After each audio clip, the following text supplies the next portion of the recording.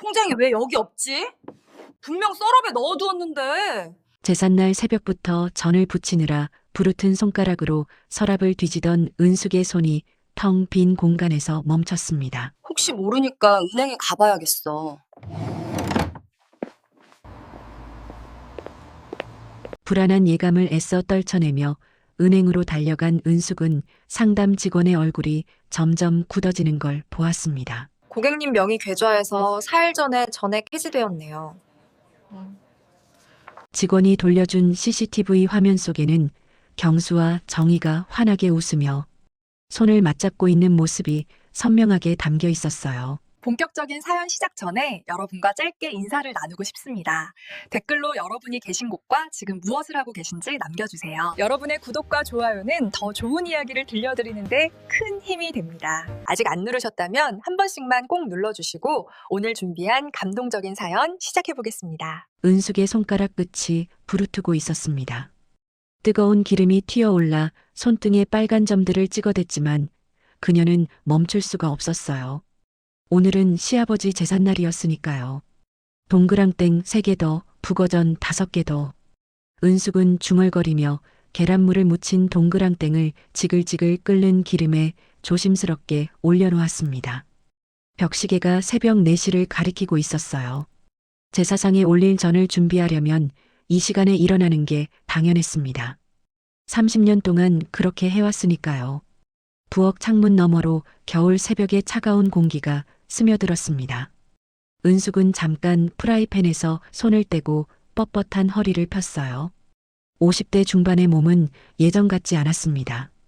무릎도 쑤시고 어깨도 결렸어요. 하지만 불평할 수는 없었습니다. 종갓집 맏며느리라는 자리가 그런 거니까요. 여보, 뭐해? 남편 경수의 목소리가 들렸습니다. 은숙이 고개를 돌리자 술 냄새를 풍기며 비틀거리는 경수가 부엌 문을 붙잡고 서 있었어요. 얼굴이 불그락푸르락했습니다. 전 부치고 있잖아요. 제사상 준비해야죠. 은숙의 목소리는 담담했습니다. 이제는 술 취한 남편에게 화를 낼 기운조차 없었어요. 아, 맞다. 아버지 제사지. 경수가 해에 웃으며 부엌 안으로 들어왔습니다. 은숙은 재빨리 코를 찡그렸어요. 술 냄새와 함께 낯선 향수 냄새가 섞여 있었거든요. 여자 향수 냄새였습니다. 근데 말이야, 은숙아. 경수가 갑자기 은숙의 어깨를 덥석 잡았습니다. 은숙이 깜짝 놀라 돌아보자 경수의 눈빛이 이상하게 반짝이고 있었어요. 이제 고생 끝이야. 내가 큰 건 하나 버려서 당신 고생 끝내게 해줄 거야. 무슨 소리예요? 크크, 곧 알게 될 거야. 아주 큰일이 터질 거라고. 경수는 의미심장하게 웃더니 비틀비틀 안방으로 사라졌습니다. 은숙은 불안한 마음에 가슴이 철렁했어요. 저 사람이 저렇게 큰 소리 칠 때는 늘 안 좋은 일이 벌어졌거든요. 하지만 지금은 제사 준비에 집중해야 했습니다. 은숙은 다시 전을 부치기 시작했어요.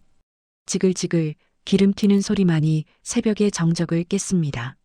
제사가 끝난 건 오전 10시쯤이었습니다.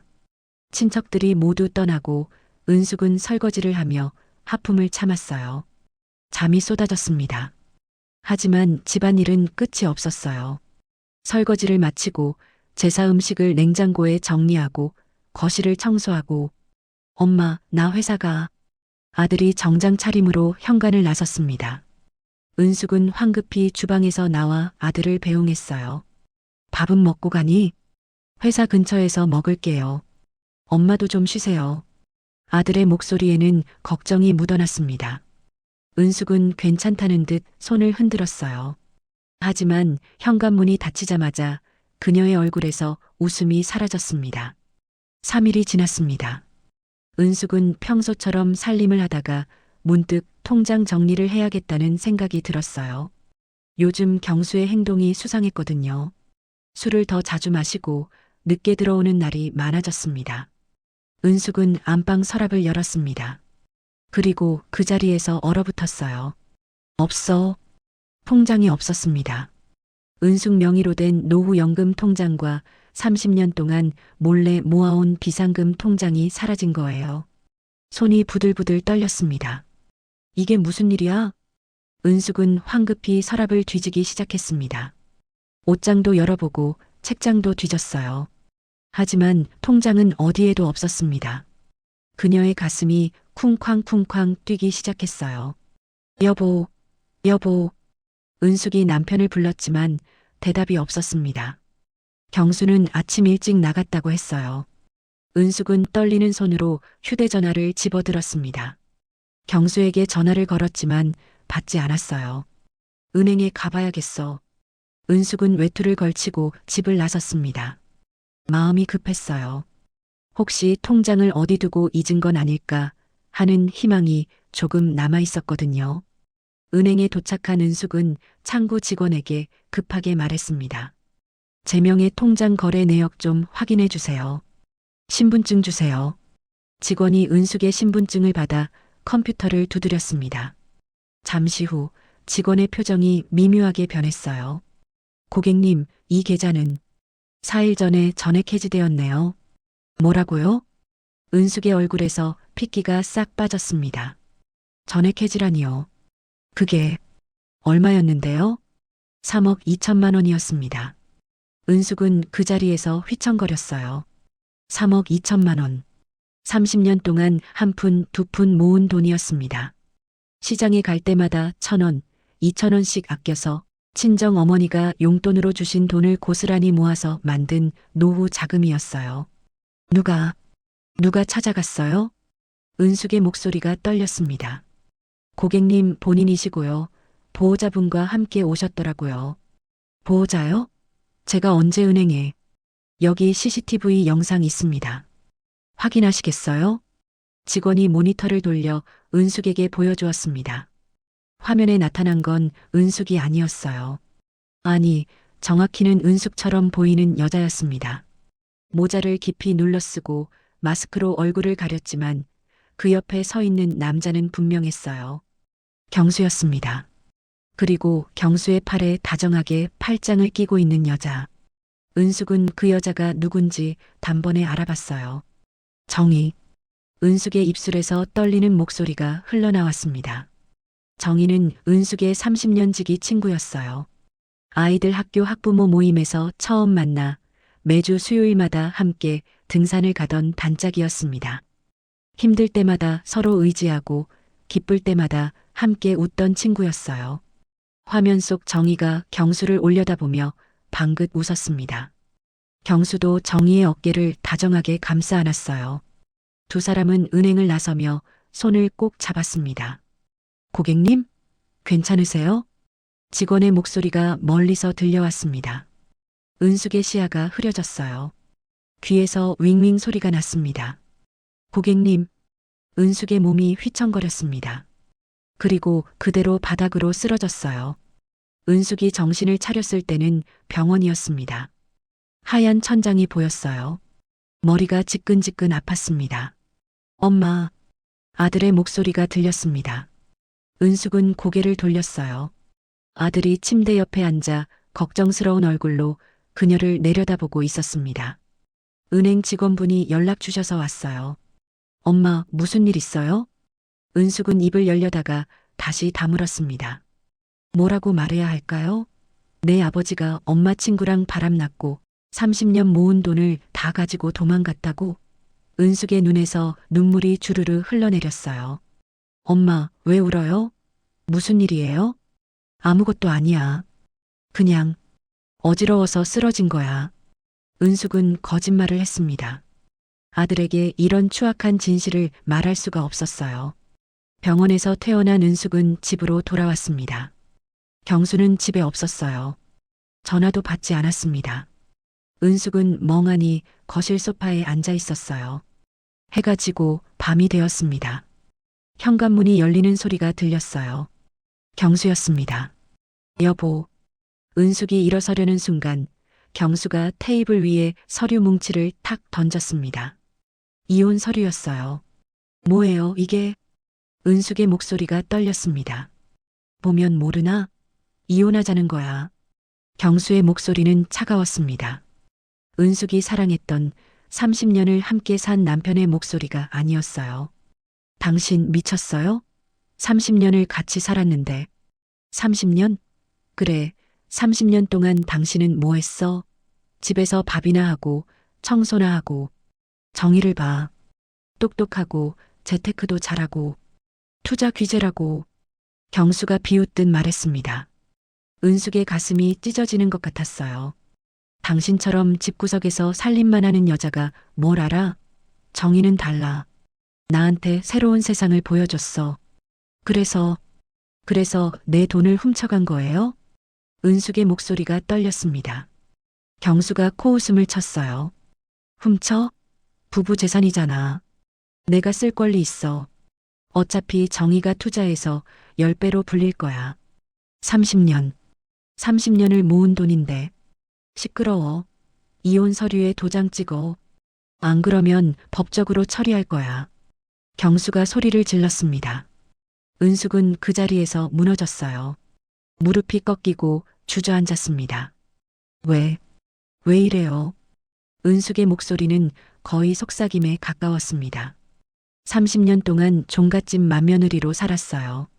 시부모님 시중 들고 제사 지내고 집안 대소사 챙기느라 자기 인생은 없었습니다. 친정 부모님 돌아가실 때도 시댁 눈치 보느라 제대로 곁을 지키지 못했어요. 그런데 이제 와서 이혼이라니요. 내일까지 도장 찍어놔. 경수는 그 말만 남기고 다시 집을 나갔습니다. 쾅, 현관문 닫히는 소리가 은숙의 귓가에 울렸어요. 은숙은 그대로 바닥에 주저앉아 울었습니다. 소리 없이 조용히 울었어요. 30년의 세월이 주마등처럼 스쳐 지나갔습니다. 젊은 시절 예쁘다고 프로포즈하던 경수, 처자일을 낳았을 때 기뻐하던 경수, 시부모님, 장례식 때 의지가 되어준 경수, 그 모든 게 거짓이었을까요? 아니면 언젠가부터 변해버린 걸까요? 은숙은 알 수 없었습니다. 다만 한 가지는 확실했어요. 평생을 바친 이 집에서 이제는 쫓겨나게 생겼다는 것. 그리고 그 모든 게 가장 믿었던 남편과 친구의 배신 때문이라는 것. 밤은 깊어갔고 은숙의 눈물은 마르지 않았습니다. 일주일이 지났습니다. 은숙은 집을 나왔어요. 아니, 정확히는 쫓겨났습니다. 경수가 법원에 이혼 소송을 제기했고 집은 경수 명의였거든요. 은숙은 캐리어 하나만 끌고 집을 떠났어요. 엄마, 우리 집에 있어요. 아들이 붙잡았지만 은숙은 고개를 저었습니다. 며느리 눈치 보며 살고 싶지 않았어요. 그래서 은숙이 선택한 곳은 제주도였습니다. 돌아가신 고모가 남긴 귤밭이 서귀포에 있었거든요. 고모는 평생 독신으로 살다가 10년 전에 세상을 떠났어요. 그때 은숙에게 귤밭을 물려줬습니다. 하지만 은숙은 한 번도 그곳에 가보지 못했어요. 시댁일이 바빠서 시간이 없었거든요. 비행기에서 내린 은숙은 택시를 탔습니다. 주소를 보여주자 택시 기사가 고개를 갸웃했어요. 이 동네는 좀 외진 곳인데 혹시 귤밭 있으세요? 네, 고모가 물려주신 땅이에요. 아, 그러시구나. 요즘 그 동네 땅값이 좀 올랐다는 소문이 있던데. 기사의 말에 은숙은 고개를 끄덕였습니다. 하지만 별 관심은 없었어요. 그냥 조용히 숨어서 살고 싶을 뿐이었거든요. 1시간쯤 달려서 도착한 곳은 정말 외진 곳이었습니다. 좁은 시멘트 길을 따라 올라가자 낡은 슬레이트 지붕의 집이 나타났어요. 집 주변으로 귤나무들이 빽빽하게 서 있었습니다. 여기에요. 택시가 멈췄습니다. 은숙은 캐리어를 끌고 내렸어요. 차가운 바람이 얼굴을 스쳤습니다. 2월 초의 제주도는 생각보다 추웠어요. 집 열쇠는 고모의 유품과 함께 받아뒀던 게 있었습니다. 은숙은 녹슨 자물쇠에 열쇠를 꽂았어요. 끽, 문이 열렸습니다. 집안은 먼지투성이었습니다. 10년 동안 사람이 살지 않은 흔적이 역력했어요. 은숙은 한숨을 쉬며 캐리어를 구석에 놓았습니다. 청소부터 해야겠네. 은숙은 마을 슈퍼에서 청소도구를 사왔어요. 그리고 하루 종일 청소를 했습니다. 바닥을 닦고 창문을 닦고 먼지를 털었어요. 몸은 힘들었지만 이상하게 마음은 조금 가벼워졌습니다. 해가 지고 밤이 되었습니다. 은숙은 라면 하나를 끓여 먹고 이불 속으로 들어갔어요. 낯선 천장을 보며 누워 있자니 눈물이 또 흘렀습니다. 이제 어떻게 살지? 은숙은 중얼거렸습니다. 3억이 넘는 돈을 잃었어요. 노후 준비는 물거품이 되었고 남편도 친구도 모두 잃었습니다. 50대 중반의 나이에 혼자가 된 거예요. 다음 날 아침 은숙은 귤밭을 둘러보기로 했습니다. 고모가 남긴 땅이 얼마나 되는지 확인하고 싶었거든요. 밖으로 나서자 아침 햇살이 눈부셨습니다. 귤나무들이 햇빛을 받아 반짝였어요. 은숙은 천천히 귤밭 사이를 걸었습니다. 그때였습니다. 윙윙윙. 이상한 소리가 들렸어요. 은숙이 고개를 들자 하늘에 작은 물체가 떠 있었습니다. 드론이었어요. 저게 뭐지? 은숙이 드론을 쳐다보고 있는데 드론이 점점 가까이 다가왔습니다. 그리고 은숙의 머리 위를 빙빙 돌기 시작했어요. 아니, 이게 지금 날 찍는 거야? 은숙은 기분이 나빴습니다. 남의 땅에 허락도 없이 드론을 날리다니요. 은숙은 집으로 뛰어가 빗자루를 들고 나왔어요. 저리 가. 은숙이 빗자루를 휘두르자 드론이 재빨리 피했습니다. 하지만 계속 은숙 주변을 맴돌았어요. 아, 진짜. 은숙이 화가 나서 더 세게 빗자루를 휘둘렀습니다. 그 순간 드론이 비틀거리며 땅으로 떨어졌어요. 아! 뒤에서 남자 목소리가 들렸습니다. 은숙이 돌아보자 30대 중반쯤 되어 보이는 남자가 달려오고 있었어요. 낡은 작업복을 입고 야구 모자를 쓴 남자였습니다. 아줌마, 지금 뭐 하는 거예요? 남자가 떨어진 드론을 주우며 소리쳤습니다. 은숙은 어이가 없었어요. 아니, 남의 땅에 허락도 없이 드론을 날리는 사람이 누구예요? 남의 땅이요? 여기 제 땅인데요? 뭐라고요? 여기 내 땅이에요. 은숙이 목소리를 높였습니다. 남자가 은숙을 위아래로 훑어봤어요. 그리고 비웃듯 코웃음을 쳤습니다. 아줌마, 여기 경계선 확인해 봤어요? 아줌마 땅은 저 아래쪽이고 여기는 제 땅이에요. 그게 무슨 소리예요? 은숙은 당황했습니다. 경계선을 확인해 본 적이 없었거든요. 하여튼 요즘 땅 주인도 모르고 덤비는 사람들 많아서. 남자가 투덜거리며 드론을 점검했습니다. 은숙은 얼굴이 빨개졌어요. 자기가 잘못 본 건가 싶었거든요. 그런데 저기 실례지만 여기서 뭐 하세요? 은숙이 조심스럽게 물었습니다. 남자가 드론을 가방에 넣으며 대답했어요. 귤 농사요. 뭐 하긴. 아, 그렇구나. 은숙이 고개를 끄덕이려는데 남자가 갑자기 진지한 표정으로 말했습니다. 그나저나 아줌마 땅 관리 제대로 해요. 요즘 이 동네 사기꾼들이 많거든요. 사기꾼이요? 네. 기획부동산 업자들이 돌아다녀요. 땅 주인 모르게 경계선 표시 바꾸고 나중에 소송 걸고 그러는 거 아줌마도 들어봤죠? 은숙은 아무것도 몰랐습니다. 그저 멍하니 남자를 쳐다봤어요. 아니, 진짜 아무것도 모르네. 아줌마, 여기 며칠 전에 누가 밤에 몰래 말뚝 박으려고 한 거 알아요? 네. 제가 드론으로 순찰하다가 발견해서 쫓아냈어요. 안 그랬으면 아줌마 땅 반 정도는 날아갔을 거예요. 남자의 말에 은숙은 등골이 오싹했습니다. 땅을 빼앗으려는 사람들이 있다니요. 그래서 제가 밤마다 드론 띄워서 순찰하는 거예요. 우리 땅도 지키고 아줌마 땅도 같이 지켜주는 거죠. 남자가 말했습니다. 은숙은 미안한 마음이 들었어요. 죄송해요. 제가 오해를. 됐어요. 근데 아줌마, 혹시 여기서 계속 살 생각이에요? 네. 당분간은요. 은숙이 대답했습니다. 남자가 턱을 쓰다듬으며 은숙을 쳐다봤어요. 그럼 제가 도와드릴게요. 땅 경계선 확인하는 거. 정말요? 네. 어차피 저도 제 땅 경계선 확인해야 하거든요. 같이 하죠. 남자가 말했습니다. 은숙은 고마웠어요. 고맙습니다. 저는 이은숙이에요. 저는 강진혁이요. 옆집 사는 사람. 진혁이 손을 내밀었습니다. 은숙도 손을 내밀어 악수했어요. 그날 오후 진혁은 은숙의 땅 경계선을 확인해 줬습니다. 그리고 은숙에게 경계석 사진을 찍어 보관하라고 알려줬어요. 이 동네 정말 조심해야 해요. 기획 부동산 놈들이 호시탐탐 노리고 있거든요. 진혁의 말에 은숙은 긴장했습니다. 그런데 진혁 씨는 어떻게 그런 걸 다 알아요? 은숙이 궁금해서 물었습니다. 진혁이 잠깐 망설이더니 대답했어요. 전에 다른 일 했었거든요. 지금은 귤 농사 지으면서 조용히 살고 있어요. 진혁의 대답은 모호했습니다. 하지만 은숙은 더 캐묻지 않았어요. 누구에게나 숨기고 싶은 과거가 있으니까요. 며칠이 지났습니다. 은숙은 조금씩 제주도 생활에 적응하고 있었어요. 진혁이 가끔 들러서 귤 농사 팁을 알려줬습니다.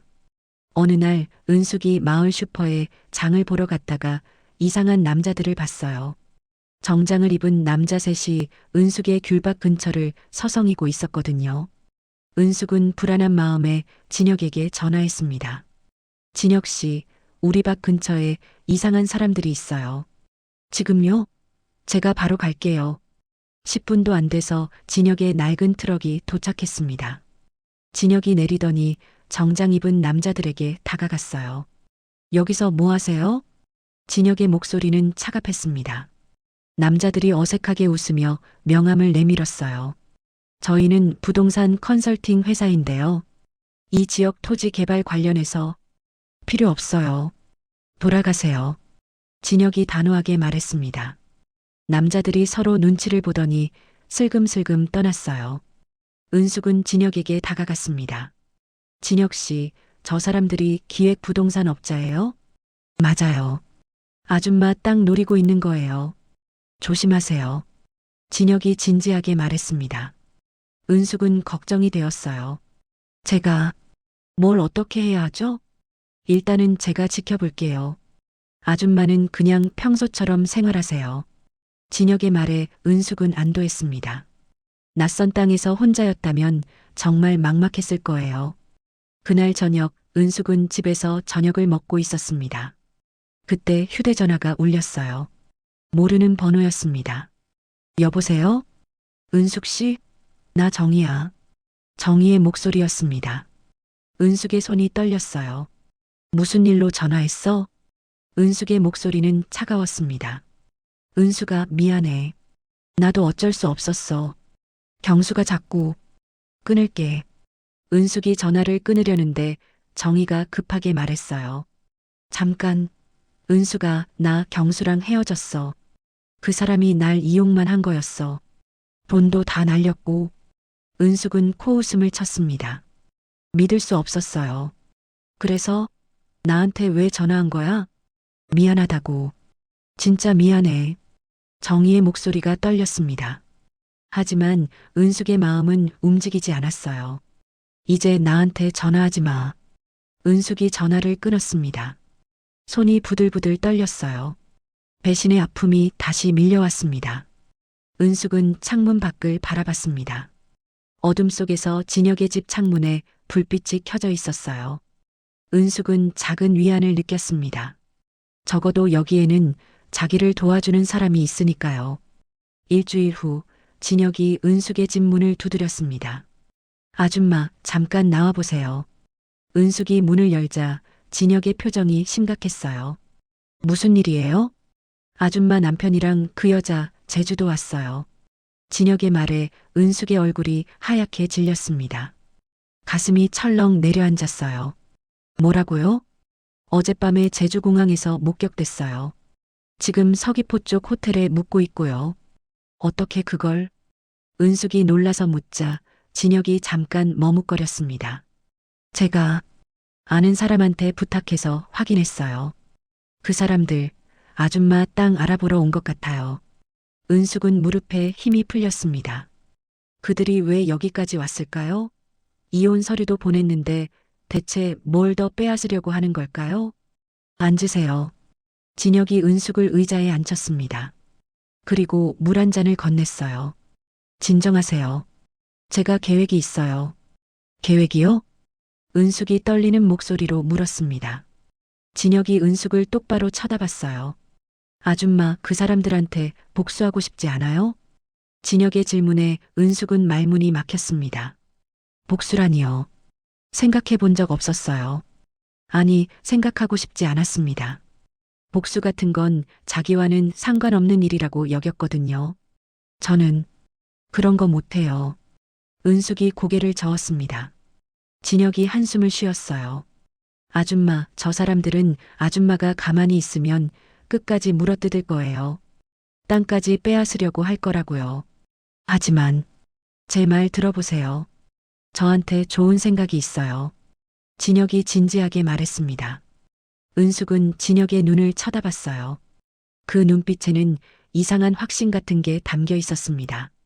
뭔데요? 그 사람들한테 가짜 정보를 흘리는 거예요.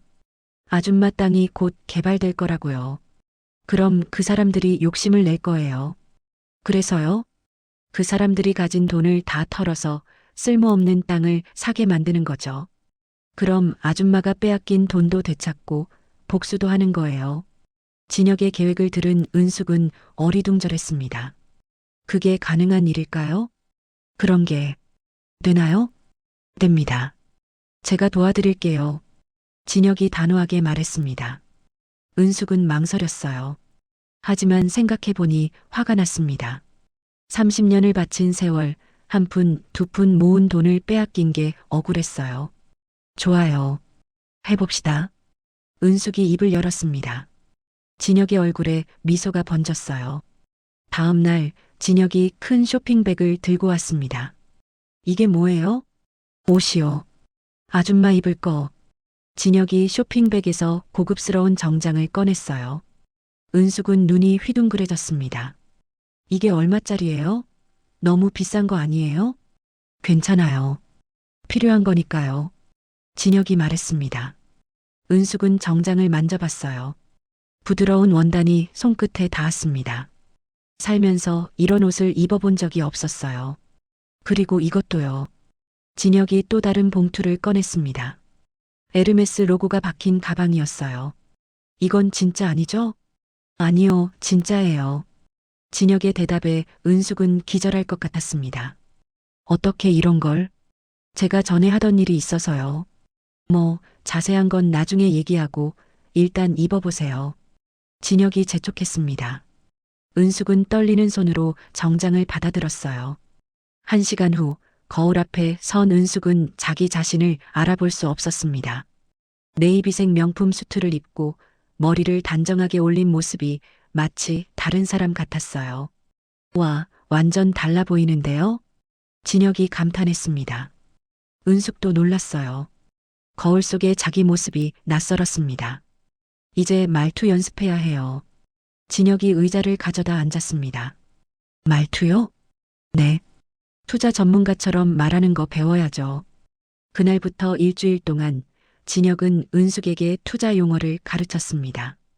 부동산 개발, 토지 보상, 수익률 같은 말들을 연습했어요. 처음에는 어려웠지만 점점 익숙해졌습니다. 이 지역은 향후 5년 내 개발이 확정되어 있어요. 투자 수익률은 최소 300% 이상이죠. 은숙이 연습한 대사를 읊자 진혁이 박수를 쳤어요. 좋아요. 이제 제법 그럴듯한데요? 은숙도 뿌듯했습니다.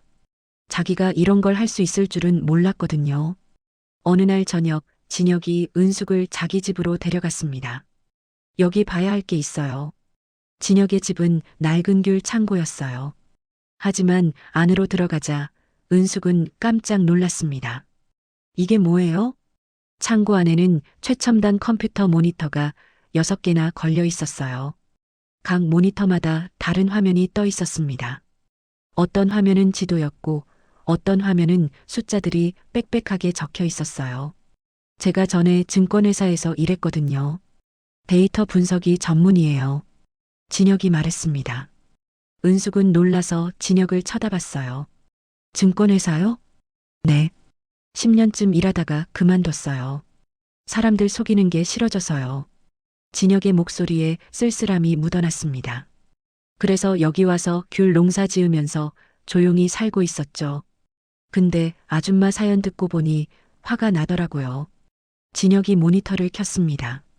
화면에 서귀포 지역 지도가 떴어요. 이게 우리 동네 개발 계획이에요. 공식적으로는 아무것도 확정된 게 없어요. 하지만 진혁이 다른 모니터를 가리켰습니다. 가짜 문서를 만들 수는 있죠. 국토부 직인도 위조할 수 있고요. 그게 불법 아니에요? 은숙이 걱정스럽게 물었습니다. 진혁이 고개를 저었어요. 우리가 실제로 팔 건 아니니까요. 그냥 그 사람들 욕심을 부풀리는 거예요. 실제로 땅을 사는 건 그 사람들 선택이고요. 진혁의 설명에 은숙은 고개를 끄덕였습니다. 그럼 우리는 뭘 해야 하죠? 일단 그 사람들한테 이 정보가 흘러가게 해야 해요. 자연스럽게요. 진혁이 키보드를 두드렸습니다. 화면에 가짜 개발 계획서가 떠올랐어요. 와, 은숙은 감탄했습니다. 진짜 같았거든요. 이제 아줌마가 할 일은요. 진혁이 은숙을 쳐다봤어요.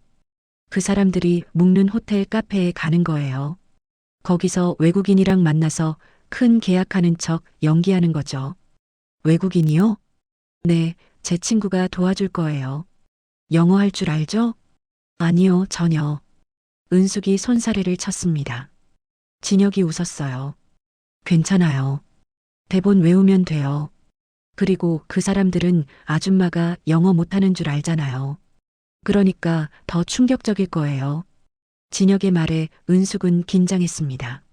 하지만 동시에 기대도 됐어요. 자기를 무시하고 배신한 사람들 앞에서 당당한 모습을 보이고 싶었거든요. 다음 날 은숙은 명품 수트를 입고 진혁이 빌려준 고급 승용차를 탔습니다. 진혁이 운전석에 앉았어요. 긴장하지 마세요. 그냥 연기라고 생각하세요. 네. 은숙이 떨리는 목소리로 대답했습니다. 호텔에 도착했습니다. 은숙은 심호흡을 했어요. 그리고 차에서 내렸습니다. 로비를 지나 카페로 들어갔습니다. 구석 자리에 금발의 외국인 남자가 앉아 있었어요. 진혁의 친구였습니다. 은숙이 다가가 앉자 외국인이 영어로 말했어요. Nice to meet you. Nice to meet you too. 은숙이 연습한 대로 대답했습니다. 손이 떨렸지만 표정은 차분하게 유지했어요. 그때였습니다. 카페 입구로 경수와 정희가 들어왔어요. 은숙의 심장이 쿵쾅거렸습니다. 진혁이 미리 알려준 대로 두 사람은 은숙이 앉은 곳에서 멀지 않은 자리에 앉았어요. 분명 은숙을 알아볼 수 있는 거리였습니다. 은숙은 외국인과 영어로 대화를 이어갔습니다. 사실은 외운 문장을 읊는 것뿐이었지만 멀리서 보면 유창하게 영어로 비즈니스 대화를 나누는 것처럼 보였어요. This land is worth 10 billion won. 은숙이 말했습니다. 100억 원이라는 단어가 나오자 정희의 고개가 확 돌아갔어요. 은숙은 정희와 눈이 마주쳤습니다. 정희의 얼굴에 충격이 번졌어요. 믿을 수 없다는 표정이었습니다. 은숙은 태연하게 고개를 돌렸습니다. 그리고 외국인에게 서류를 건넸어요. 진혁이 만든 가짜 계약서였습니다. 플리즈 사인 히어. 은숙이 말했습니다. 외국인이 펜을 들고 서류에 사인했어요. 경수도 이제 은숙을 알아봤습니다. 입이 떡 벌어진 채 은숙을 쳐다봤어요. 은숙은 외국인과 악수하고 일어났습니다. 그리고 당당하게 카페를 빠져나왔어요. 차에 올라타자마자 은숙은 긴장이 풀려 온몸이 떨렸습니다. 잘하셨어요. 진혁이 엄지를 치켜 세웠습니다. 은숙은 가슴이 벅차올랐어요. 자기가 해냈다는 게 믿기지 않았습니다. 이제 시작이에요. 저 사람들 분명 아줌마한테 연락 올 거예요. 진혁의 말대로 그날 저녁 은숙의 휴대전화가 울렸습니다. 경수였어요. 은숙은 전화를 받지 않았습니다. 대신 문자를 보냈어요. 무슨 일이세요? 이혼 서류는 보냈으니 변호사 통해서 연락하세요. 차갑고 간결한 문자였습니다. 은숙은 문자를 보내고 나서 미소를 지었어요. 복수가 시작되었습니다. 사흘이 지났습니다. 진혁이 은숙의 집에 급하게 달려왔어요. 아줌마, 정희가 움직이기 시작했어요. 진혁의 목소리가 흥분되어 있었습니다. 은숙은 차를 따르던 손을 멈췄어요. 무슨 일이요? 어젯밤에 제 귤밭 창고 쪽으로 누가 왔다 갔어요. 드론 카메라에 찍혔거든요. 진혁이 태블릿을 꺼내 영상을 보여줬습니다. 어두운 밤 검은 옷을 입은 여자가 창고 주변을 서성이고 있었어요. 정이었습니다. 뭐 하는 거예요? 은숙이 물었습니다. 진혁이 씩 웃었어요. 제가 일부러 미끼를 놔뒀거든요. 창고 창문을 살짝 열어두고요. 미끼요? 네. 오늘 저녁에 제가 외출할 거예요. 그럼 정희가 분명 다시 올 거예요. 진혁의 눈빛이 반짝였습니다. 은숙은 불안했어요. 위험한 거 아니에요? 아니요. 제가 다 준비해뒀어요. 걱정 마세요. 그날 저녁 7시 진혁은 트럭을 타고 어디론가 떠났습니다. 은숙은 집 안에서 불안하게 기다렸어요. 진혁이 준 이어폰을 귀에 꽂았습니다. 아줌마 들려요? 이어폰에서 진혁의 목소리가 들렸어요. 네, 들려요. 좋아요. 이제 지켜보기만 하세요. 8시쯤 진혁의 창고 근처로 인기척이 났습니다. 은숙은 숨을 죽였어요. 왔어요. 진혁의 목소리가 들렸습니다. 은숙은 창문 사이로 조심스럽게 밖을 내다봤어요. 정희가 검은 모자를 깊이 눌러쓰고 진혁의 창고로 다가가고 있었습니다. 정희는 주위를 살피더니 창고 문을 열었어요. 그리고 안으로 들어갔습니다. 들어갔어요. 진혁이 작게 말했습니다. 은숙의 심장이 쿵쾅거렸어요. 창고 안 정희는 휴대전화 손전등을 켜고 주위를 둘러봤습니다. 책상 위에 서류 봉투가 놓여 있었어요. 빨간 글씨로 특급 기밀이라고 적혀 있었습니다. 정희의 손이 봉투로 향했습니다. 그녀는 잠깐 망설이다가 봉투를 집어들었어요. 그리고 안에 든 서류를 꺼냈습니다. 제주 제2공항부지 확정 예정지. 제목이 눈에 들어왔습니다. 정희의 눈이 커졌어요. 서류에는 정교한 지도가 그려져 있었고 국토교통부 직인이 찍혀 있었습니다. 정희는 재빨리 휴대전화로 서류를 촬영했습니다. 첫 장, 둘째 장, 셋째 장까지 빠짐없이 찍었어요. 그리고 서류를 다시 봉투에 넣고 제자리에 놨습니다. 다 찍었어요. 정희가 작게 중얼거렸습니다. 그녀는 황급히 창고를 빠져나왔어요. 은숙의 이어폰에서 진혁의 웃음소리가 들렸습니다. 완벽해요. 다 녹화했어요. 진혁이 말했습니다. 은숙은 안도의 한숨을 쉬었어요. 30분 후 진혁이 돌아왔습니다. 그는 노트북을 들고 은숙의 집으로 왔어요. 봐요. 이거. 진혁이 영상을 틀었습니다. 정희가 창고에 들어와서 서류를 촬영하는 모습이 선명하게 찍혀 있었어요. 심지어 얼굴도 잘 보였습니다. 와. 은숙은 감탄했습니다. 이제 저 사람들이 움직일 거예요. 분명 그 땅을 사려고 할 거예요. 진혁이 자신 있게 말했습니다. 다음 날 오전 은숙의 휴대전화가 울렸습니다. 경수였어요. 은숙은 진혁을 쳐다봤습니다. 진혁이 고개를 끄덕였어요. 받아보세요. 은숙은 심호흡을 하고 전화를 받았습니다. 여보세요? 은숙아, 나야. 경수의 목소리는 부드러웠습니다. 하지만 어색했어요. 무슨 일이세요? 변호사 통해서 연락하라고 했잖아요. 은숙의 목소리는 차가웠습니다. 경수가 헛기침을 했어요. 그게, 은숙아, 내가 잘못했어. 정말 미안해. 지금 뭐라고 하신 거예요? 은숙은 믿을 수가 없었습니다.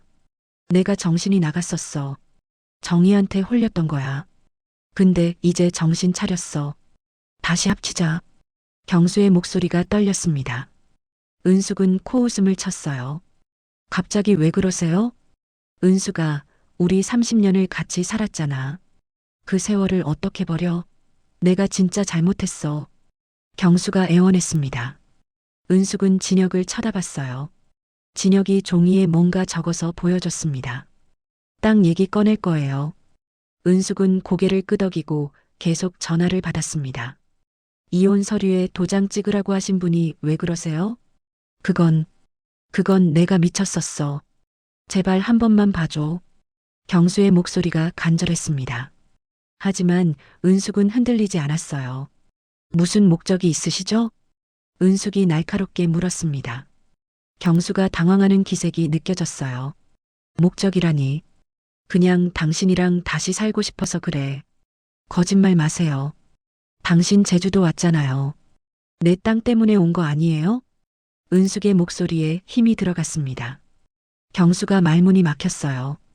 그게 아니야. 그냥 당신 보고 싶어서.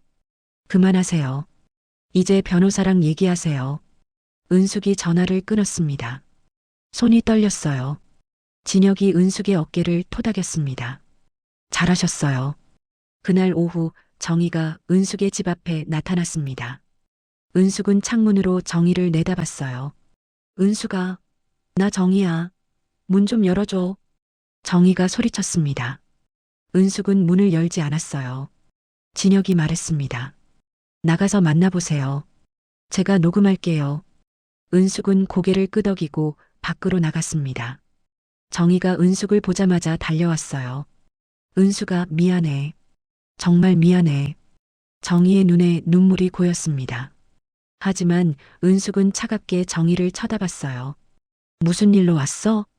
은숙아, 나 진짜 후회하고 있어. 경수한테 속은 거야. 그 사람이 나한테 관심 없어. 은숙이 말을 끊었습니다. 정희가 당황했어요. 은숙아, 우리 30년 친구잖아. 제발. 30년 친구가 친구 돈 훔쳐가? 은숙의 목소리가 차가웠습니다. 정희가 고개를 떨구었어요. 미안해. 정말 미안해. 이제 그만 가. 볼 일 없어. 은숙이 돌아서려는데 정희가 급하게 말했습니다. 은숙아, 근데 너 여기서 뭐 하는 거야? 호텔에서 외국인이랑 만나는 거 봤는데. 정희의 목소리에 궁금증이 묻어났습니다. 은숙은 속으로 웃었어요. 미끼를 물었습니다. 내 일이니까 상관하지 마. 혹시 땅 개발 관련된 거야? 정희가 조심스럽게 물었습니다. 은숙은 짧게 대답했어요. 상관없잖아. 은숙아, 우리 친구잖아. 좋은 정보 있으면 나도 좀. 정희의 목소리가 간절해졌습니다. 은숙은 비웃었어요. 친구? 이제 와서 친구 타령하네. 은숙이 집 안으로 들어가려는데 정희가 소리쳤습니다. 은숙아, 제발. 나 지금 돈이 정말 없어. 경수 때문에 다 날렸어. 은숙은 뒤도 돌아보지 않고 문을 닫았습니다. 정희의 울음소리가 문 밖에서 들렸어요.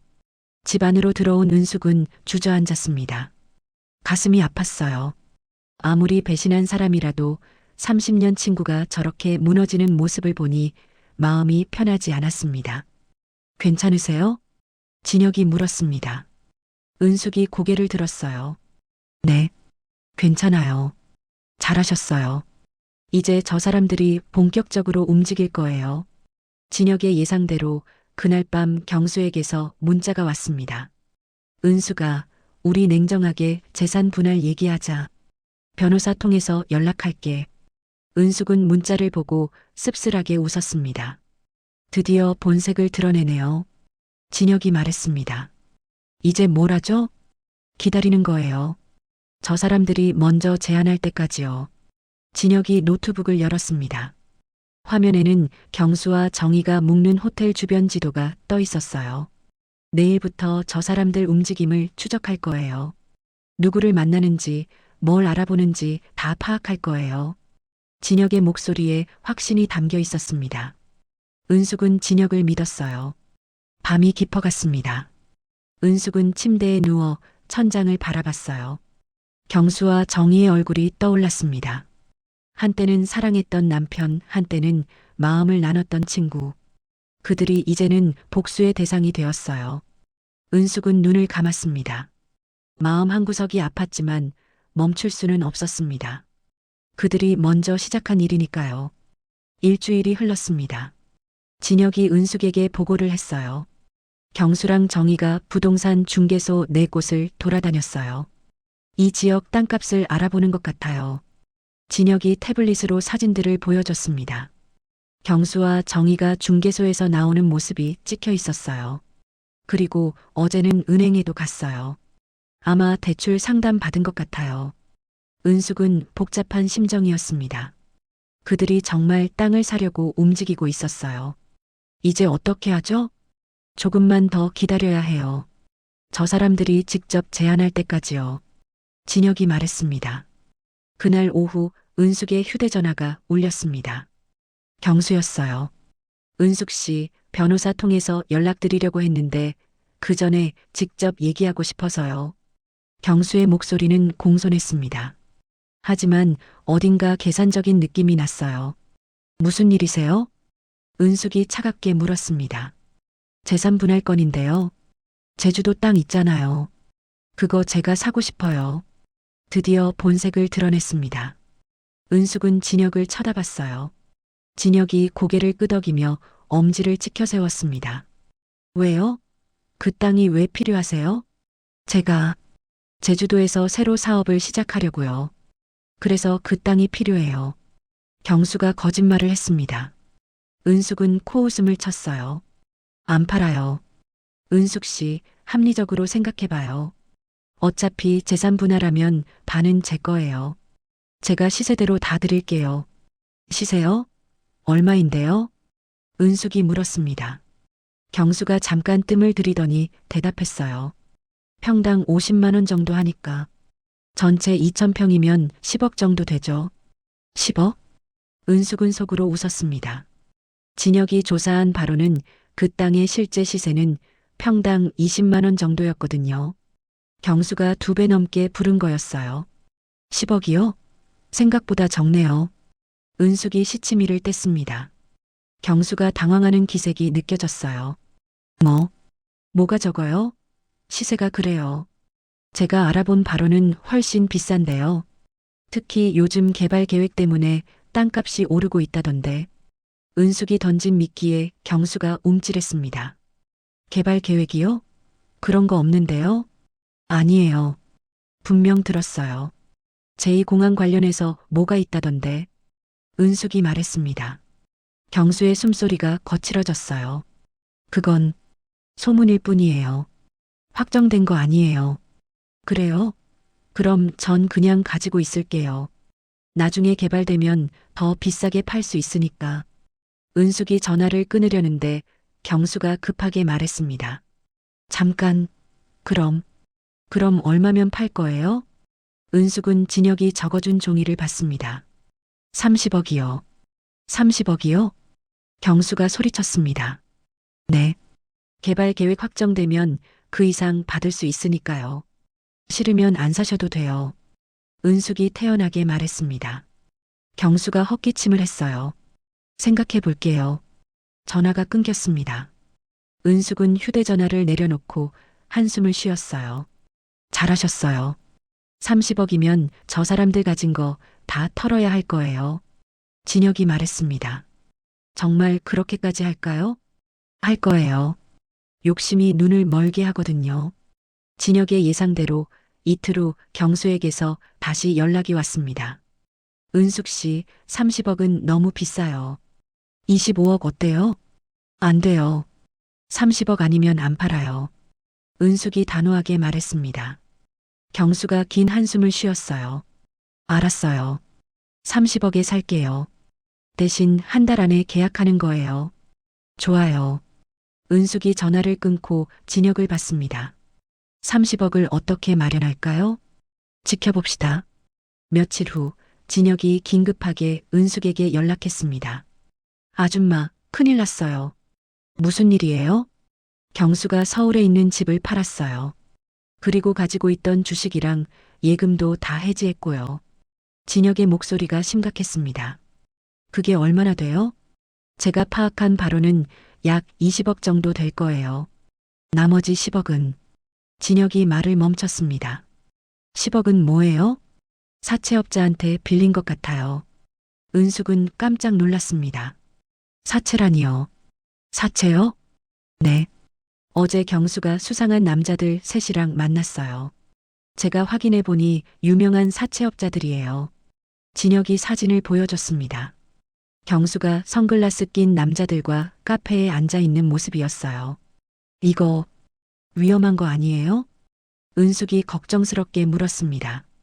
진혁이 고개를 끄덕였어요. 맞아요. 사채 이자가 보통 한 달에 10%예요.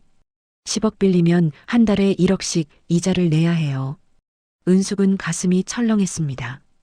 아무리 믿더라도 경수가 그렇게 위험한 도박을 한다니 믿기지 않았어요. 진혁 씨, 이거 너무 위험한 거 아니에요? 우리가 그만둬야 하는 거 아니에요? 은숙이 떨리는 목소리로 말했습니다. 진혁이 은숙의 손을 잡았어요. 아줌마, 저 사람이 선택한 거예요. 우리가 강요한 거 아니에요. 하지만, 그리고 아줌마, 잊지 마세요. 저 사람이 아줌마한테 뭘 했는지. 진혁의 말에 은숙은 입을 다물었습니다. 맞아요. 경수가 먼저 배신했어요. 다음 날 은숙은 진혁과 함께 계약 장소로 갔습니다. 서귀포의 한 법무사 사무실이었어요. 경수와 정희가 먼저 와 있었습니다. 경수의 얼굴은 상기되어 있었어요. 정희는 긴장한 표정이었습니다. 왔어요. 경수가 일어나 은숙을 맞았습니다. 은숙은 고개만 끄덕이고 자리에 앉았어요. 법무사가 서류를 꺼냈습니다. 그럼 계약 진행하겠습니다. 매도인 이윤숙 씨, 매수인 김경수 씨. 법무사가 계약 내용을 읽어 내려갔습니다. 은숙은 긴장했어요. 진혁이 옆에서 은숙의 손을 꼭 잡아줬습니다. 계약금은 3억, 잔금은 27억입니다. 잔금은 일주일 후에 지급하기로 하고요. 네. 경수가 대답했습니다. 그리고 가방에서 현금 뭉치를 꺼냈어요. 계약금 3억이었습니다. 은숙은 그 돈을 보며 복잡한 심정이었습니다. 저 돈이 어디서 나온 건지 알았거든요. 경수가 평생 모은 재산과 위험한 사채로 만든 돈이었어요.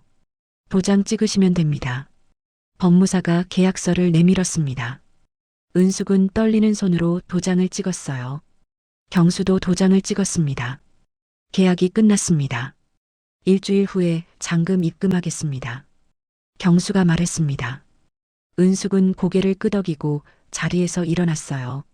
밖으로 나오는데 정희가 은숙을 불렀습니다. 은숙아, 잠깐만. 은숙이 돌아보자 정희가 다가왔어요. 은숙아, 고마워. 내가 이렇게 좋은 기회를 줘서. 정희가 웃으며 말했습니다. 은숙은 아무 대답도 하지 않았어요. 우리 이 땅으로 대박 날 거야. 곧 개발 발표나면 땅값이 10배는 오를 거거든. 정희의 목소리가 들떠 있었습니다. 은숙은 씁쓸하게 웃었어요. 그렇게 되길 바래요. 은숙이 돌아서서 걸어갔습니다. 뒤에서 정희가 소리쳤어요. 은숙아, 나중에 우리 잘 되면 연락할게. 은숙은 대답하지 않았습니다. 진혁이 은숙을 차로 데려갔어요. 차 안에서 은숙은 창밖을 바라보며 눈물을 흘렸습니다. 괜찮으세요? 진혁이 물었습니다. 은숙이 고개를 저었어요. 모르겠어요. 이게 정말 옳은 일인지. 아줌마, 저 사람들이 선택한 거예요. 아줌마가 잘못한 거 하나도 없어요. 진혁이 위로했습니다. 하지만 은숙의 마음은 무거웠어요. 일주일 후가 되면 경수와 정희는 쓸모없는 땅을 30억에 사게 될 거였습니다.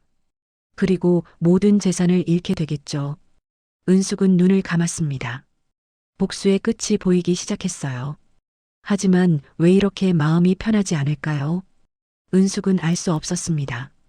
잔금 지급일 이틀 전 은숙은 집에서 멍하니 앉아 있었습니다. 마음이 무거웠어요. 이틀 후면 모든 게 끝나는 거였습니다. 휴대전화가 울렸습니다. 경수였어요. 은숙은 전화를 받지 않으려다가 마지막이라는 생각에 받았습니다. 여보세요? 은숙아. 경수의 목소리가 들렸습니다. 이상하게 떨리고 있었어요. 무슨 일이세요? 나 지금 집 앞에 있어. 문 좀 열어줄래? 은숙은 깜짝 놀랐습니다. 창문으로 밖을 내다보니 정말 경수가 대문 앞에 서 있었어요. 은숙은 진혁에게 문자를 보냈습니다. 진혁이 곧바로 전화를 걸어왔어요. 아줌마, 문 열어주세요. 제가 준비한 게 있어요. 뭐요? 이어폰 끼세요. 제가 실시간으로 듣고 있을게요. 그리고 이거 중요한데요. 진혁이 진지하게 말했습니다. 경수 씨 옷에 도청 장치를 달았어요. 어제 경수 씨가 세탁소에 맡긴 코트에 몰래 달아뒀죠. 도청 장치요? 네. 그러니까 경수 씨가 아줌마한테 뭐라고 하든 나중에 혼자 있을 때 정이랑 통화하는 거 다 들을 수 있어요. 은숙은 진혁의 계획을 이해했습니다. 그리고 이어폰을 귀에 꽂았어요. 은숙이 문을 열자 경수가 들어왔습니다. 경수의 얼굴은 창백했어요. 머리카락도 헝클어져 있었습니다. 앉으세요. 은숙이 차갑게 말했습니다. 경수가 소파에 앉았어요. 은숙아 나. 경수가 입을 열더니 갑자기 무릎을 꿇었습니다. 은숙은 깜짝 놀랐어요. 뭐 하는 거예요? 미안해. 정말 미안해. 경수의 눈에서 눈물이 흘러내렸습니다. 은숙은 당황했어요. 경수가 우는 모습을 본 게 언제였을까요? 은숙아, 나 정말 잘못했어. 내가 미쳤었어. 경수가 떨리는 목소리로 말했습니다. 일어나세요. 은숙이 말했지만 경수는 일어나지 않았어요. 은숙아, 사실은 내가 정희한테 협박당했어. 협박이요? 응. 정희가 내 약점을 잡고 있었어. 그래서 어쩔 수 없이. 경수가 훌쩍거리며 말했습니다. 은숙은 믿을 수가 없었어요. 무슨 약점이요? 그게 회사 돈을 좀 잘못 쓴 게 있어. 정희가 그걸 알고 협박했어. 경찰에 신고하겠다고. 경수의 거짓말이 술술 나왔습니다. 은숙은 어이가 없었어요. 그래서 제 돈을 훔친 거예요? 미안해. 정말 미안해. 나도 어쩔 수 없었어. 경수가 계속 울었습니다. 은숙은 차라리 웃음이 나왔어요. 지금까지 모든 게 정희 탓이라는 거였어요. 이제 다시 시작하자. 응? 우리 30년을 같이 살았잖아. 경수가 은숙의 손을 잡으려고 했습니다. 은숙은 손을 빼냈어요. 그만 가세요. 은숙아. 가라고요. 은숙이 소리쳤습니다. 경수가 놀라서 벌떡 일어났어요. 알았어. 그럼 나갈게. 근데 은수가 한 가지만 물어봐도 돼? 뭔데요? 그 딱 말이야. 정말 개발 확정된 거 맞지? 경수의 눈빛이 변했습니다. 은숙은 그제야 알았어요. 경수가 왜 여기 왔는지 확인하고 싶으면 알아서 하세요. 은숙이 돌아섰습니다. 경수가 한숨을 쉬더니 집을 나갔어요. 은숙은 문을 닫고 이어폰에서 들려오는 소리에 집중했습니다. 경수가 차에 탔습니다. 그리고 휴대전화를 꺼냈어요. 여보세요, 정희야? 경수의 목소리가 들렸습니다. 아까와는 완전히 달랐어요. 울먹이던 목소리는 온데간데없고 차갑고 냉정한 목소리였습니다. 응, 은숙이 만나고 왔어. 정희의 목소리는 들리지 않았지만 경수의 대답으로 대화 내용을 짐작할 수 있었어요. 흐흐, 뭐 그렇게 잘 속더라고. 눈물 좀 흘리고 무릎 꿇으니까 당황하던데? 경수가 웃었습니다. 은숙의 가슴이 철렁 내려앉았어요. 개발 확정된 거 맞대. 내가 넌지시 물어봤는데 확신하는 눈치더라고. 경수의 목소리가 신이 났습니다. 정희야, 우리 대박 나는 거야. 이틀만 참아. 잔금 치르고 나면 바로 땅 배팔 거야. 그럼 최소 100억은 받을 수 있어. 100억? 경수의 목소리가 흥분되어 있었어요. 그리고 정희야, 잔금 치르고 나면 바로 해외로 나가자. 은숙이 눈치채기 전에. 은숙은 온몸이 떨렸습니다. 이어폰에서 계속 경수의 목소리가 흘러나왔어요. 이 할망구 30년 동안 집안일만 하다가 갑자기 돈 좀 생겼다고 똑똑한 척하네. 크크크. 경수가 비웃었습니다. 조금만 참아, 정희야. 이틀만 더 연기하면 돼. 그 할망구한테 사랑한다고 미안하다고 말하는 것쯤이야. 100억 생각하면 참을 만하지. 은숙의 눈에서 눈물이 흘러내렸습니다. 하지만 슬픔의 눈물이 아니었어요. 분노의 눈물이었습니다.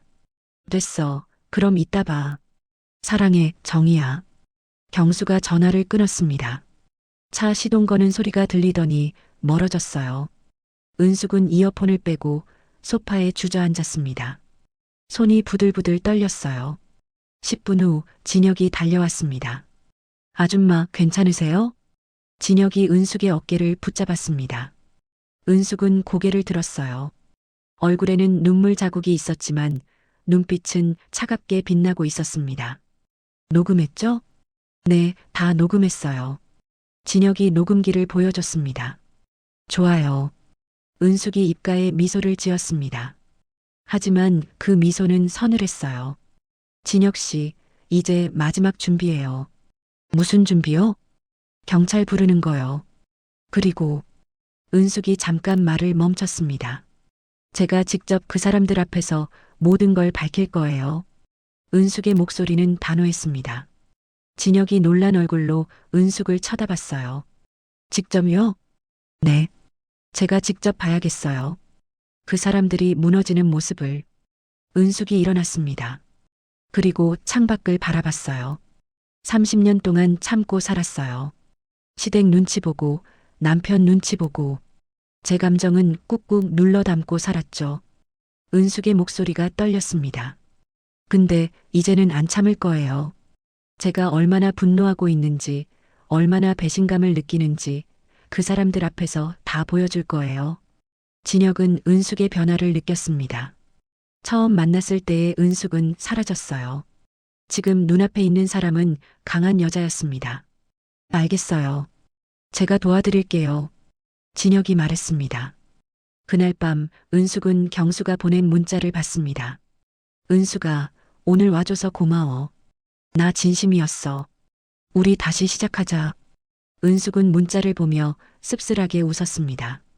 그리고 답장을 보냈어요. 이틀 후에 봐요. 짧은 답장이었습니다. 은숙은 거울을 봤습니다. 거울 속에 자기 모습이 낯설었어요. 하지만 이제는 두렵지 않았습니다. 이제 커튼을 닫을 시간이에요. 은숙이 중얼거렸습니다. 진혁이 했던 말이었어요. 은숙은 서랍에서 경수가 예전에 선물한 가방을 꺼냈습니다. 한때는 소중히 여겼던 물건이었어요. 은숙은 그 가방을 쓰레기통에 집어넣었습니다. 주저함 없이요. 그리고 다시 거울을 봤습니다. 이번에는 당당한 미소를 지었어요. 이제 끝내자. 은숙의 목소리는 확고했습니다. 이틀 후면 모든 진실이 밝혀질 거였습니다.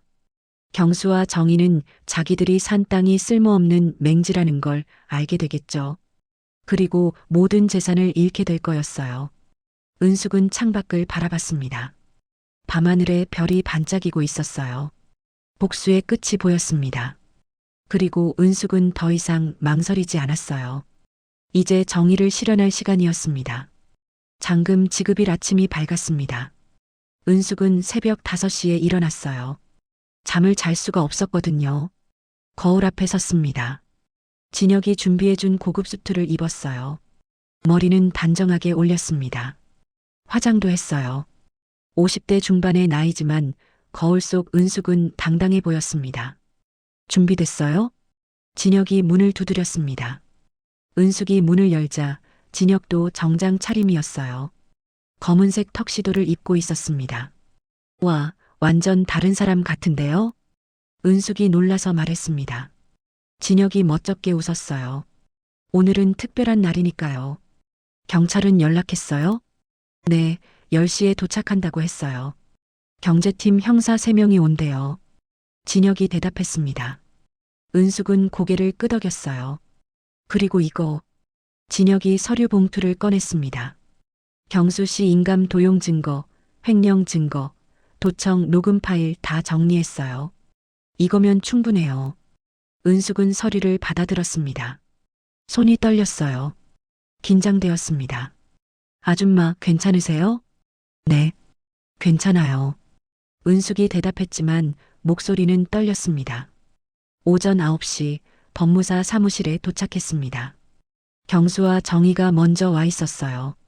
두 사람은 들떠 있었습니다. 은숙 씨 왔네요. 경수가 웃으며 인사했습니다. 하지만 은숙은 그 웃음이 가짜라는 걸 알았어요. 네. 은숙이 짧게 대답하고 자리에 앉았습니다. 진혁도 옆에 앉았어요. 저분은 누구세요? 정희가 진혁을 가리키며 물었습니다. 제 변호사예요. 은숙이 대답했습니다. 경수의 얼굴이 살짝 굳었어요. 변호사요? 왜 변호사를? 혹시 모르니까요. 30억짜리 거래인데 전문가가 있어야죠. 은숙의 말에 경수가 불편한 표정을 지었습니다. 하지만 곧 웃음을 지었어요. 그렇게까지 할 필요는 없는데. 뭐, 좋아요. 법무사가 들어왔습니다. 그럼 잔금 지급 절차 시작하겠습니다. 법무사가 서류를 펼쳤어요. 경수가 가방에서 통장을 꺼냈습니다. 27억, 여기 다 있어요. 경수의 목소리가 떨렸습니다. 아마 긴장되었겠죠. 평생 모은 돈과 사채로 빌린 돈, 모두 합쳐서 30억이었으니까요. 잠깐만요. 은숙이 손을 들었습니다. 모두가 은숙을 쳐다봤어요. 제가 확인하고 싶은 게 있어요. 뭐요? 경수가 물었습니다. 은숙은 경수를 똑바로 쳐다봤어요. 이 땅을 왜 사려는 거예요? 진짜 이유가 뭐예요? 은숙의 질문에 경수가 당황했습니다. 그건 아까 말했잖아요. 사업 때문에. 거짓말 마세요. 은숙의 목소리가 차가웠습니다. 경수의 얼굴이 굳었어요. 거짓말이라니 무슨 소리예요? 당신 이틀 전에 저한테 왔을 때 뭐라고 했죠? 은숙이 물었습니다. 경수가 입술을 깨물었어요. 무슨 말이에요? 무릎 꿇고 울면서 미안하다고 했죠. 다시 시작하자고 했어요. 은숙의 목소리가 떨렸습니다. 분노가 묻어났어요. 그건 진심이었어요. 경수가 말했습니다. 은숙이 비웃었어요. 진심이요? 그럼 이건 뭐죠? 은숙이 휴대전화를 꺼냈습니다. 그리고 녹음 파일을 재생했어요.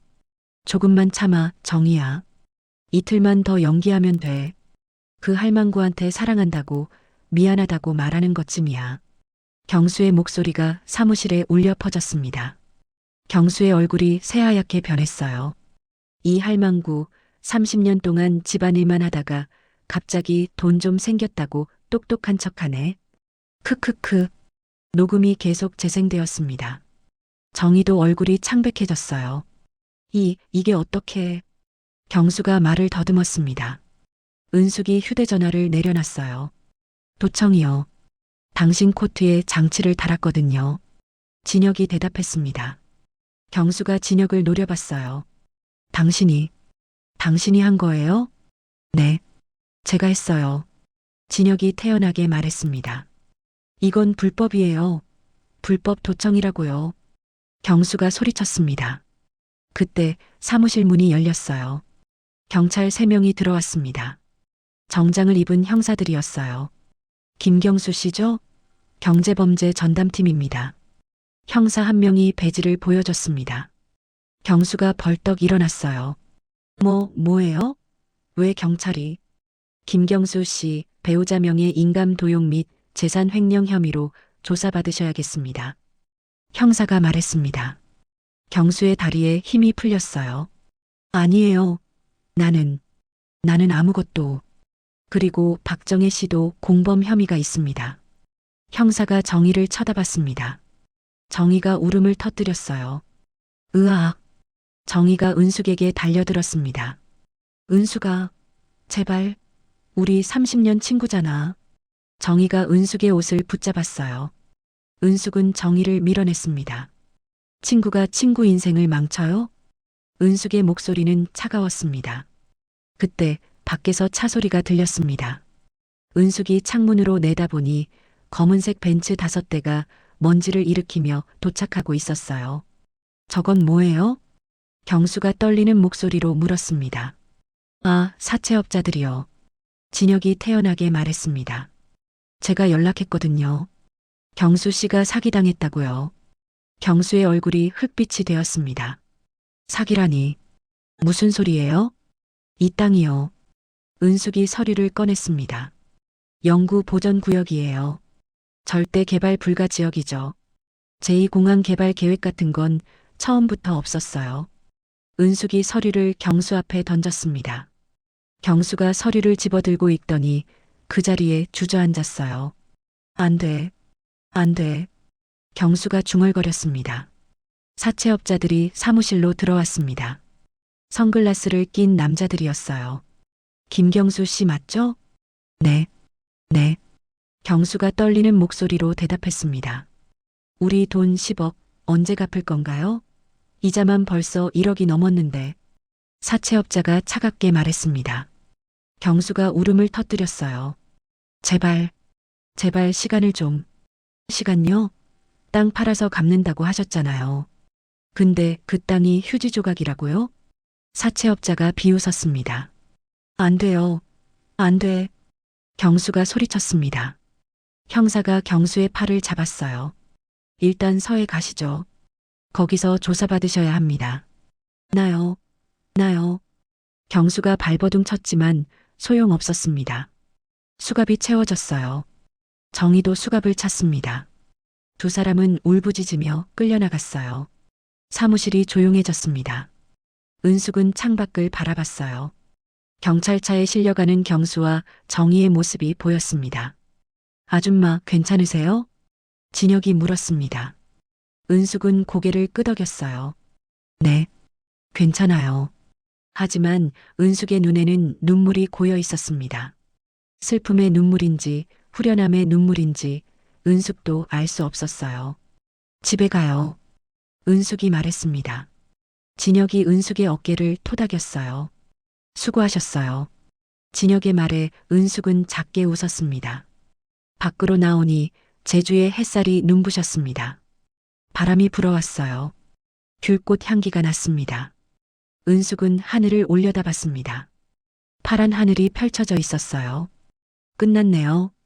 은숙이 중얼거렸습니다. 30년의 배신과 한 달의 복수가 막을 내렸습니다. 은숙은 차에 올라탔습니다. 그리고 창밖을 바라보며 생각했어요. 이제 새로운 시작이 될 거라고, 자기만의 인생을 살 거라고. 3개월이 흘렀습니다. 은숙은 귤밭에 서서 햇살을 받고 있었어요. 5월의 제주는 아름다웠습니다. 귤나무에 하얀 귤꽃이 피어나고 있었어요. 은숙은 꽃을 만지작거리며 미소 지었습니다. 예전에는 이런 여유가 없었어요. 늘 시댁일에 집안일에 쫓겨 살았거든요. 아줌마 여기 계셨네요. 진혁이 귤밭으로 걸어왔습니다. 손에 서류를 들고 있었어요. 무슨 서류예요? 재판 결과 나왔어요. 진혁이 서류를 건넸습니다. 은숙이 서류를 펼쳐 읽었어요. 경수 씨는 징역 3년에 집행유예 5년, 정희 씨는 징역 2년에 집행유예 4년이라고 하네요. 진혁이 설명했습니다. 은숙은 고개를 끄덕였어요. 그리고 아줌마가 빼앗긴 돈 3억 2천만 원은 전액 돌려받기로 판결났어요. 그렇군요. 은숙의 목소리는 담담했습니다. 예전 같았으면 기뻐 날뛰었을 거예요. 하지만 지금은 그저 담담했습니다. 아줌마 기쁘지 않으세요? 진혁이 의아한 표정으로 물었습니다. 은숙이 고개를 저었어요. 기쁘긴 한데 뭔가 허전해요. 은숙이 솔직하게 말했습니다. 30년을 함께한 사람이잖아요. 그 사람이 감옥에 가고 인생이 무너졌는데 제가 그걸 기뻐해도 되는 건가 싶어요. 은숙의 눈가에 눈물이 맺혔습니다. 진혁이 은숙의 어깨를 토닥였어요. 아줌마 잘못 아니에요. 그 사람들이 선택한 거예요. 알아요. 근데 은숙이 말을 잇지 못했습니다. 진혁은 조용히 기다렸어요. 이제 뭘 하며 살아야 할지 모르겠어요. 평생을 남 위에 살았는데 이제 저만을 위해 산다는 게 낯설어요. 은숙의 고백이었습니다. 진혁이 웃었어요. 그럼 천천히 찾아보면 되죠. 아줌마는 아직 젊어요. 50대 중반이면 인생 후반전 시작하기 딱 좋은 나이잖아요. 진혁의 말에 은숙도 웃었습니다. 고마워요, 진혁 씨. 진혁 씨가 아니었으면 전 아직도 울고만 있었을 거예요. 천만에요. 저도 아줌마 덕분에 다시 살 용기를 얻었어요. 진혁이 귤나무를 쳐다봤습니다. 저도 증권회사 그만두고 제주 와서 숨어만 살았거든요. 근데 아줌마 도와주면서 다시 사는 게 의미 있다는 걸 느꼈어요. 진혁의 고백에 은숙은 따뜻한 감정을 느꼈습니다. 일주일 후 은숙은 귤밭 한쪽에 작은 건물을 짓기 시작했습니다. 진혁이 도면을 그려줬어요. 이게 뭐예요? 시니어들을 위한 치유의 농장이에요. 진혁이 설명했습니다. 나이 든 분들이 와서 귤 농사도 배우고 여유롭게 쉬다 갈 수 있는 곳이요. 아줌마처럼 힘든 시간을 보낸 분들한테 위로가 되는 공간으로 만들고 싶어요. 은숙은 감동했습니다. 그 아이디어가 정말 마음에 들었어요. 좋아요. 해봅시다. 은숙이 웃으며 대답했습니다. 석 달 후 건물이 완성되었습니다. 작지만 아늑한 목조 건물이었어요. 마당에는 벤치가 놓여 있었고 귤나무가 그늘을 만들었습니다. 은숙 씨 치유 농장. 입구에 간판이 걸렸습니다. 은숙은 간판을 보며 뿌듯해했어요. 첫 손님이 왔습니다. 60대 할머니 셋이었어요. 여기가 치유 농장이에요? 네, 어서 오세요. 은숙이 따뜻하게 맞았습니다. 할머니들은 서울에서 왔다고 했어요. 우리도 다들 사연이 있어서 왔어요. 인터넷에서 여기 얘기 보고 꼭 와보고 싶었거든요. 할머니 한 분이 말했습니다. 은숙은 그들을 귤밭으로 안내했어요. 여기서 귤나무 가꾸는 법도 배우시고 편하게 쉬다 가세요. 제가 정성껏 만든 귤청차도 드시고요. 은숙이 말했습니다. 할머니들의 얼굴에 미소가 번졌어요. 여기 공기 참 좋네요. 귤꽃 향기가 정말 좋아요. 할머니들이 행복해했습니다. 은숙도 기뻤어요. 누군가에게 위로를 줄 수 있다는 게 이렇게 뿌듯한 일인 줄 몰랐습니다. 어느 날 저녁 은숙과 진혁은 귤밭에서 드론을 날렸습니다. 진혁이 조종기를 은숙에게 건넸어요. 한번 해보세요. 저요? 전 못해요. 할 수 있어요. 쉬워요. 진혁의 격려에 은숙이 조종기를 잡았습니다. 손가락으로 레버를 움직이자 드론이 하늘로 올라갔어요. 와! 은숙이 감탄했습니다. 드론이 귤밭 위를 날아다녔어요. 노을 지는 하늘을 배경으로 날아가는 드론이 아름다웠습니다. 아줌마, 저기 봐요. 진혁이 태블릿을 보여줬습니다. 드론 카메라로 찍은 영상이었어요. 귤밭이 한눈에 보였습니다. 하얀 귤꽃이 피어있는 나무들, 그 사이를 거니는 할머니들, 그리고 치유 농장 건물까지. 정말 예쁘네요. 은숙이 감탄했습니다. 아줌마가 만든 거예요. 아줌마의 새로운 인생이에요. 진혁의 말에 은숙은 눈물이 났습니다. 하지만 슬픈 눈물이 아니었어요. 행복한 눈물이었습니다. 며칠 후 은숙은 우편함에서 편지 하나를 발견했습니다. 발신자가 없었어요. 은숙은 편지를 뜯어봤습니다. 은숙아, 나 정이야. 미안해. 정말 미안해. 내가 날 용서 안 해도 괜찮아. 난 용서받을 자격이 없으니까. 그냥 이것만 알아줘. 나도 힘들게 살고 있어. 매일매일 후회하면서. 너한테 한 짓이 너무 미안해서 밤마다 울어. 은숙아, 행복해. 넌 행복할 자격이 있어. 나 같은 나쁜 친구 만나서 고생했잖아. 이제는 정말 행복하길 바라. 편지를 읽은 은숙은 한참 동안 멍하니 앉아 있었습니다. 그리고 편지를 접어서 서랍에 넣었어요. 용서할 수 있을까요? 은숙은 모르겠어요. 하지만 더 이상 미워하고 싶지는 않았습니다. 그날 밤 은숙은 진혁과 함께 별을 봤습니다. 제주의 밤하늘은 별이 많았어요. 진혁 씨, 고마워요. 정말로요. 은숙이 말했습니다. 제가 더 감사하죠. 아줌마가 저한테 삶의 의미를 찾게 해줬어요. 진혁이 대답했습니다. 그리고 주머니에서 작은 상자를 꺼냈어요. 이거 드리려고 했는데 받아주실래요? 은숙이 상자를 열자 안에 작은 표찰이 들어 있었습니다. 은숙 씨의 귤나무. 표찰에 적힌 글씨였어요. 진혁이 설명했습니다. 신품종 귤나무예요. 제가 직접 개발한 거예요. 아줌마 이름을 따서 은숙골드라고 이름 지었어요. 은숙은 감동했습니다. 명품 가방이나 보석보다 훨씬 소중한 선물이었어요. 심어도 돼요? 당연하죠. 아줌마 땅인데요. 진혁이 웃었습니다. 두 사람은 다음날 귤나무를 심었어요. 치유 농장 한가운데에요. 나무를 심으며 은숙은 생각했습니다. 이제 새로운 시작이에요. 배신과 복수의 시간은 끝났습니다. 앞으로는 치유와 성장의 시간이 될 거예요. 은숙은 흙을 덮으며 미소 지었습니다. 햇살이 따뜻했어요. 귤꽃 향기가 바람에 날렸습니다. 인생 후반전 배신당했다고 울지 마세요. 은숙이 중얼거렸습니다. 마치 누군가에게 말하듯이요. 당신 옆엔 더 큰 행운이 기다리고 있으니까요. 은숙의 얼굴에 환한 미소가 번졌습니다. 노을이 지는 서귀포 바다가 저 멀리 보였어요. 귤꽃보다 더 향기로운 미소였습니다. 은숙의 새로운 인생이 시작되었습니다. 오늘도 함께 해주셔서 감사합니다. 구독과 좋아요, 그리고 여러분의 감상을 남겨주시면 더 많은 이야기로 찾아오겠습니다.